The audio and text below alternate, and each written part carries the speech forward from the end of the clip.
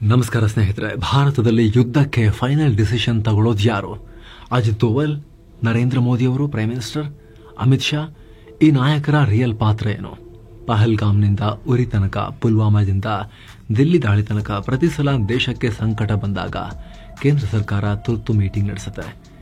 ಸಚಿವ ಸಂಪುಟ, ಅದರಲ್ಲೇ ಮತ್ತೆ ಉಪಸಮಿತಿಯಾಗಿರೋ ಕ್ಯಾಬಿನೆಟ್ ಕಮಿಟಿ ಆನ್ ಸೆಕ್ಯೂರಿಟಿ, ಹಾಗೆ ರಾಷ್ಟ್ರೀಯ ಭದ್ರತಾ ಸಲಹೆಗಾರರೊಂದಿಗೆ ಮೀಟಿಂಗ್, ಈ ರೀತಿ ಸಾಲು ಸಾಲು ಮೀಟಿಂಗ್ ನಡೆಯುತ್ತೆ.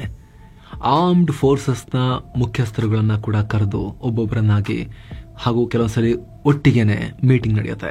ದಿಲ್ಲಿ ದಾಳಿ ಸಂದರ್ಭದಲ್ಲೂ ಕೂಡ ಅಮಿತ್ ಶಾ ಅವರು ಭದ್ರತಾ ಏಜೆನ್ಸಿಗಳೊಂದಿಗೆ ಸಭೆ ಮಾಡಿದ್ರು. ಆದ್ರೆ ಅಂತಿಮವಾಗಿ PM ಬರ್ತಿದ್ದ ಹಾಗೆ CCS ಮೀಟಿಂಗ್ ಇದೆ. ಇದು ವೆರಿ ವೆರಿ ಇಂಪಾರ್ಟೆಂಟ್. ಹಾಗಿದ್ರೆ ಏನಿದು CCS? ಯುದ್ಧ ಆಪರೇಷನ್ಗಳಿಗೆ ಸಂಬಂಧಪಟ್ಟಂತೆ ರಿಯಲ್ ಡಿಸಿಷನ್ ಮೇಕಿಂಗ್ ಬಾಡಿ ಯಾವುದು ಭಾರತದಲ್ಲಿ? ಯುದ್ಧ ಮಾಡಿ ಅಥವಾ ಬೇಡ ಅದು ಹೇಳೋದು ಯಾರು? ಇದರಲ್ಲಿ ಸೇನೆ, ಸರ್ಕಾರ, ಸೆಕ್ಯೂರಿಟಿ ಏಜೆನ್ಸಿ, ಗುಪ್ತಚರ ಏಜೆನ್ಸಿಗಳ ಪಾತ್ರ ಏನಿದೆ? NSGಗಳಿಗೆ ಯಾರು ಆದೇಶ ಕೊಡ್ತಾರೆ? ಬನ್ನಿ, ಭಾರತದ ಸಂಪೂರ್ಣ ಸೆಕ್ಯೂರಿಟಿ ಎಸ್ಟಾಬ್ಲಿಷ್ಮೆಂಟ್ ಬಗ್ಗೆ, ಅದು ಹೇಗೆ ಕೆಲಸ ಮಾಡುತ್ತೆ ಅನ್ನೋದ್ರ ಬಗ್ಗೆ ಡೀಟೇಲ್ ಆಗಿ ನಾವು ತಿಳ್ಕೊಳ್ತಾ ಹೋಗೋಣ. ಇದು ಯಾವುದೇ ಕ್ಲಾಸಿಫೈಡ್ ಸೀಕ್ರೆಟ್ ಇನ್ಫಾರ್ಮೇಶನ್ ನಾವು ಗೂಢಚರ್ಯ ಮಾಡಿ ಹೇಳ್ತಿರೋದಲ್ಲ. ನಮ್ಮ ಭದ್ರತಾ ವ್ಯವಸ್ಥೆಯೇ, ನಮ್ಮ ಸರ್ಕಾರವೇ, ನಮ್ಮ ಸೇನೆಯೇ, ನಮ್ಮ ಭದ್ರತಾ ಎಸ್ಟಾಬ್ಲಿಷ್ಮೆಂಟೇ ಆಲ್ರೆಡಿ ಪಬ್ಲಿಕ್ನಲ್ಲಿ ಇಟ್ಟಿರೋ ಈ ಸೆಟಪ್ ಅನ್ನ ನಿಮಗೆ ಅರ್ಥ ಮಾಡಿಸೋ ಪ್ರಯತ್ನವನ್ನ ಮಾಡ್ತೀವಿ ಸ್ನೇಹಿತರೆ. ಕಡತನಕ ಮಿಸ್ ಮಾಡಿದೆ ನೋಡಿ. ಹಾಗೆ ಸ್ನೇಹಿತರೆ, ಎಕ್ಸ್ಕ್ಲೂಸಿವ್ ವಿಡಿಯೋಸ್ ಮತ್ತು ಲೈವ್ ಇಂಟರಾಕ್ಷನ್ಸ್ಗಾಗಿ ನೀವು ಕೂಡ ಮಸ್ತ್ ಮಗ ಪ್ರೀಮಿಯಂ ಮೆಂಬರ್ ಆಗಬಹುದು. ವಿಡಿಯೋ ಕೆಳಗಿರೋ ಜಾಯಿನ್ ಬಟನ್ ಮೂಲಕ ಜಾಯಿನ್ ಆಗುವ ಮೂಲಕ. ಆಸಕ್ತರು ಕನ್ಸಿಡರ್ ಮಾಡಿ. ಬನ್ನಿ ಆರಂಭ ಮಾಡೋಣ. 6 ನಾಯಕರಿಂದ ಅಲ್ಟಿಮೇಟ್ ನಿರ್ಧಾರ. ಇದೇ ದೇಶದ ಅತಿ ಬಲಿಷ್ಠ ಟೀಮ್. ನಿಜ, ದೇಶದಲ್ಲಿ 16 ಏಜೆನ್ಸಿಗಳಿವೆ, ಲಕ್ಷಾಂತರ ಸೈನಿಕರಿದ್ದಾರೆ, 140 ಕೋಟಿ ಜನರ ರಕ್ಷಣೆ ಅವರ ತಲೆ ಮೇಲಿದೆ. ಆದರೆ ಇಷ್ಟು ದೊಡ್ಡ ದೇಶದ ರಕ್ಷಣೆಗೆ ಸಂಬಂಧಪಟ್ಟಂತೆ ಫೈನಲ್ ಆಗಿ ಡಿಸಿಷನ್ ತಗೊಳ್ಳೋದು ಮಾತ್ರ ಒಂದು ಕಮಿಟಿ. ಹಾಗಂತ ಏಕಾಏಕಿ ಎಲ್ಲ ಅವರೇ ನಿರ್ಧಾರ ಮಾಡಿಬಿಡ್ತಾರೆ ಅಂತಲ್ಲ, ಅದನ್ನ ಮುಂದೆ ಎಕ್ಸ್ಪ್ಲೇನ್ ಮಾಡ್ತೀವಿ. ಆದರೆ ಕಡೆಯದಾಗಿ ಇದಾಗಬೇಕು ಅಥವಾ ಇದಾಗಬಾರದು ಅಂತ ಹೇಳೋಕೊಂದು ಕಮಿಟಿ ಇದೆ. ಅದನ್ನ CCS ಅಥವಾ ಕ್ಯಾಬಿನೆಟ್ ಕಮಿಟಿ ಆನ್ ಸೆಕ್ಯೂರಿಟಿ ಅಂತ ಕರೀತಾರೆ. ಇದರಲ್ಲಿ ಮುಖ್ಯವಾಗಿ 6 ನಾಯಕರು ಬರ್ತಾರೆ. ಮೊದಲನೇದಾಗಿ ದೇಶದ ಪ್ರಧಾನ ಮಂತ್ರಿಗಳಿರ್ತಾರೆ, ಅವರೇ ಈ ಸಮಿತಿಯ ಅಧ್ಯಕ್ಷರಾಗಿರ್ತಾರೆ. ಎರಡನೇದಾಗಿ ರಕ್ಷಣಾ ಮಂತ್ರಿಗಳಿರ್ತಾರೆ, ಡಿಫೆನ್ಸ್ ಮಿನಿಸ್ಟರ್. ಹಾಗೆ ಹೋಮ್ ಮಿನಿಸ್ಟರ್ ಇರ್ತಾರೆ, ಗೃಹ ಮಂತ್ರಿ. ನೆಕ್ಸ್ಟ್ ಹಣಕಾಸು ಮಂತ್ರಿ ಇರ್ತಾರೆ. ರಕ್ಷಣೆ ವಿಚಾರದಲ್ಲಿ ದೇಶದ ಆರ್ಥಿಕ ಸ್ಥಿತಿ ಕೂಡ ಇಂಪಾರ್ಟೆಂಟ್ ಅಲ್ವಾ, ಸೊ ಅವರಿರ್ತಾರೆ. ಹಾಗೆ ವಿದೇಶಾಂಗ ಮಂತ್ರಿ, ಫಾರಿನ್ ಮಿನಿಸ್ಟರ್ ಇರ್ತಾರೆ.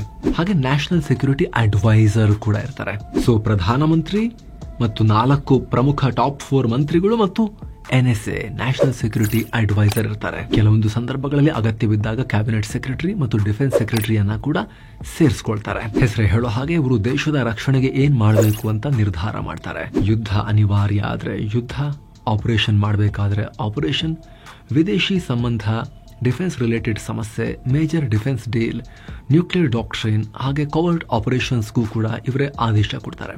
ಭಾರತದ ಪ್ರತಿಯೊಂದು ನಿರ್ಧಾರ, ಕೂಗು ಎಲ್ಲವೂ ಡಿಸೈಡ್ ಆಗೋದು ಇದೇ ಮೀಟಿಂಗ್ ನಲ್ಲಿ.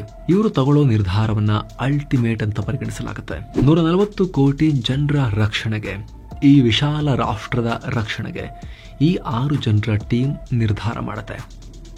ಇದೇ ಕಾರಣಕ್ಕೆ ಇದನ್ನ ದೇಶದ ಅತ್ಯಂತ ಬಲಿಷ್ಠ ಟೀಮ್ ರಕ್ಷಣೆಗೆ ಸಂಬಂಧಪಟ್ಟಂತೆ ಅಂತ ಹೇಳಿ CCS ಅನ್ನ ಕನ್ಸಿಡರ್ ಮಾಡಲಾಗುತ್ತೆ. ಹಾಗೂ ಸಂಪುಟ ಸಮಿತಿಗಳಲ್ಲೇ ಅತ್ಯಂತ ಬಲಶಾಲಿ ಸಮಿತಿ ಅಂತ ಇದನ್ನ ಕನ್ಸಿಡರ್ ಮಾಡಲಾಗುತ್ತೆ. ಇನ್ನು ವರದಿಯಲ್ಲಿ ಮುಂದುವರಿಯುವ ಮುನ್ನ 7 ಸೈನ್ಸ್ ಟೂರಿಸಂ ಕಂಪನಿ ಕಾಶಿ ಅಯೋಧ್ಯೆಗೆ ಮತ್ತೊಂದು ಟ್ರಿಪ್ ಆಯೋಜನೆ ಮಾಡಿದೆ. ಬೆಸ್ಟ್ ಪ್ರೈಸ್ 39,500 ರೂಪಾಯಿ ಮಾತ್ರ. Kashi Ayodhya Triveni Sangam Gaya Bodh Gaya 4 night 5 days trip ಇದು.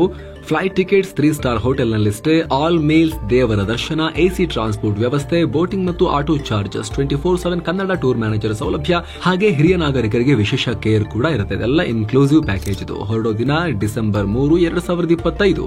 ಕೆಲವೇ ಸೀಟುಗಳು ಲಭ್ಯ. ಆಸಕ್ತರು ಈ ನಂಬರ್ಗೆ ಕಾಲ್ ಮಾಡಿ ನಿಮ್ಮ ಸೀಟನ್ನ ಕೂಡ ಬುಕ್ ಮಾಡಿ. ಬನ್ನಿ ಈಗ ವರದಿಯಲ್ಲಿ ಮುಂದುವರಿಯೋಣ. National security council. ಏನೋ ದೇಶದ ಭದ್ರತೆಯಲ್ಲಿ CCS ತುಂಬಾ ಪ್ರಮುಖ ಪಾತ್ರ ವಹಿಸಿದ್ರು ಕೂಡ ಅಸಲಿಗೆ ಅದರ ಹಿಂದೆ ಕೆಲಸ ಮಾಡೋದು ಈ ನ್ಯಾಷನಲ್ ಸೆಕ್ಯೂರಿಟಿ ಕೌನ್ಸಿಲ್. 1998ರಲ್ಲಿ ಇದನ್ನು ರಚಿಸಲಾಗಿದೆ. ಇದು ರಾಷ್ಟ್ರೀಯ ಭದ್ರತೆ ಮತ್ತು ವಿದೇಶಾಂಗ ನೀತಿಯಲ್ಲಿ ಸರ್ಕಾರಕ್ಕೆ ಸಲಹೆ ಕೊಡುತ್ತೆ. ಇದನ್ನು ಆಧಾರವಾಗಿಟ್ಟುಕೊಂಡೇ CCS ನಿರ್ಧಾರಗಳನ್ನು ಮಾಡುತ್ತೆ.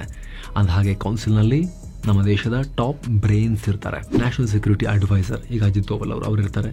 ರಕ್ಷಣಾ ಪಡೆಗಳ ಮುಖ್ಯಸ್ಥರು ಅಥವಾ CDS ಇರ್ತಾರೆ. ಅಡಿಷನಲ್ ನ್ಯಾಷನಲ್ ಸೆಕ್ಯೂರಿಟಿ ಅಡ್ವೈಸರ್ಸ್ ಇರ್ತಾರೆ. ಡೆಪ್ಯೂಟಿ ನ್ಯಾಷನಲ್ ಸೆಕ್ಯೂರಿಟಿ ಅಡ್ವೈಸರ್ಸ್ ಇರ್ತಾರೆ. ಪ್ರಧಾನಿ, ರಕ್ಷಣಾ ಮಂತ್ರಿ, ವಿದೇಶಾಂಗ ಮಂತ್ರಿ, ಹಣಕಾಸು ಮಂತ್ರಿ, ಗೃಹ ಮಂತ್ರಿ ಮತ್ತು ನೀತಿ ಆಯೋಗದ ಉಪಾಧ್ಯಕ್ಷರಿರ್ತಾರೆ. ಇದು 3 ಹಂತದಲ್ಲಿ ಕೆಲಸ ಮಾಡುತ್ತೆ.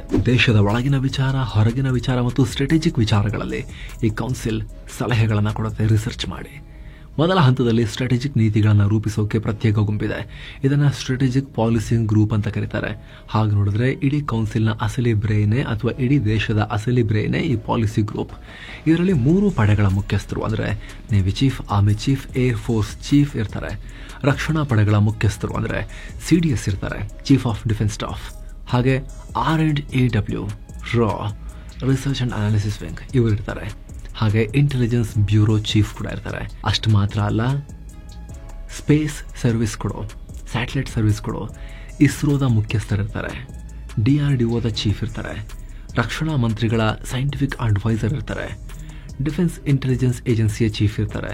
RBI ಗವರ್ನರ್ ಇರ್ತಾರೆ. ಅಟಾಮಿಕ್ ಎನರ್ಜಿ ಕಮಿಷನ್ನ ಚೀಫ್ ಇರ್ತಾರೆ. ನೀತಿ ಆಯೋಗದ ಉಪಾಧ್ಯಕ್ಷರಿರ್ತಾರೆ. ಪ್ರಮುಖ 4 ಇಲಾಖೆಗಳ ಅಂದರೆ ರಕ್ಷಣೆ, ಹಣಕಾಸು, ಗೃಹ ಮತ್ತು ವಿದೇಶಾಂಗ ಇಲಾಖೆಗಳ ಕಾರ್ಯದರ್ಶಿಗಳಿರ್ತಾರೆ. ಇದಕ್ಕೆ ರಾಷ್ಟ್ರೀಯ ಭದ್ರತಾ ಸಲಹೆಗಾರರು ಅಧ್ಯಕ್ಷರಾಗಿರ್ತಾರೆ.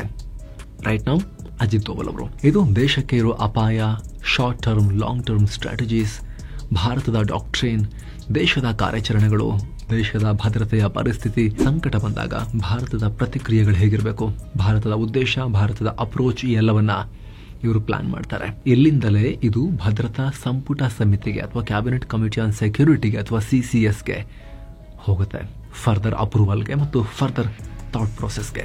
ಇನ್ನು ಇದೇ ನ್ಯಾಷನಲ್ ಸೆಕ್ಯೂರಿಟಿ ಕೌನ್ಸಿಲ್ ಒಳಗಡೆನೆ ನ್ಯಾಷನಲ್ ಸೆಕ್ಯೂರಿಟಿ ಅಡ್ವೈಸರಿ ಬೋರ್ಡ್ ಕೂಡ ಇದೆ. ಇದರಲ್ಲಿ ಹಿರಿಯರು, ಮಾಜಿ ಅಧಿಕಾರಿಗಳೆಲ್ಲ ಇರ್ತಾರೆ. ಒಂದು ರೀತಿ ಮನೆಯಲ್ಲಿ ಹಿರಿಯಜ್ಜರು ಸಲಹೆ ಕೊಡೋಕೆ ಹೇಗಿರ್ತಾರೋ ಹಾಗೆ ಅನುಭವಿಗಳಿರ್ತಾರೆ. ಇದರಲ್ಲಿ ಸೇನೆಯ ಮಾಜಿ ಮುಖ್ಯಸ್ಥರುಗಳು, ಮಾಜಿ ಗುಪ್ತಚರ ಅಧಿಕಾರಿಗಳು, ರಾಯಭಾರಿಗಳು, ಪ್ರೊಫೆಸರ್ಗಳು, ಥಿಂಕ್ ಟ್ಯಾಂಕ್ ತರ ಅವರಿರ್ತಾರೆ. ಅವರ ಎಕ್ಸ್ಪೀರಿಯನ್ಸ್ ಅನ್ನ ಗಣನೆಗೆ ತಗೊಂಡು ಸರ್ಕಾರ ಈ ಅಡ್ವೈಸರಿ ಬೋರ್ಡ್ ಅನ್ನ ಸೆಲೆಕ್ಟ್ ಮಾಡುತ್ತೆ.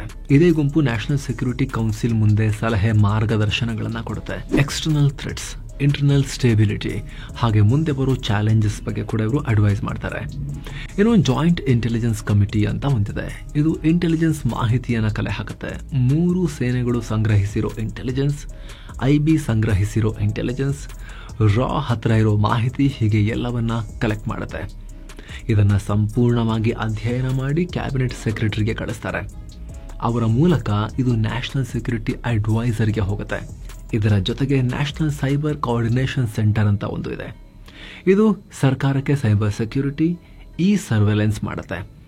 ಒಟ್ಟಾರೆ ದೇಶದ ಭದ್ರತೆ ಮತ್ತು ಸ್ಟ್ರಾಟಜಿಗೆ ಸಂಬಂಧಪಟ್ಟಂತೆ ಈ ಕೌನ್ಸಿಲ್ ಅಧ್ಯಯನ ಮಾಡಿ ಹೊಸ ಸ್ಟ್ರಾಟಜಿಯನ್ನು ರೂಪಿಸಿ ದೇಶದ ಭದ್ರತೆಯಲ್ಲಿ ತೆರೆಮರೆಯಲ್ಲಿ ನಿಂತು ಕೆಲಸ ಮಾಡುತ್ತೆ.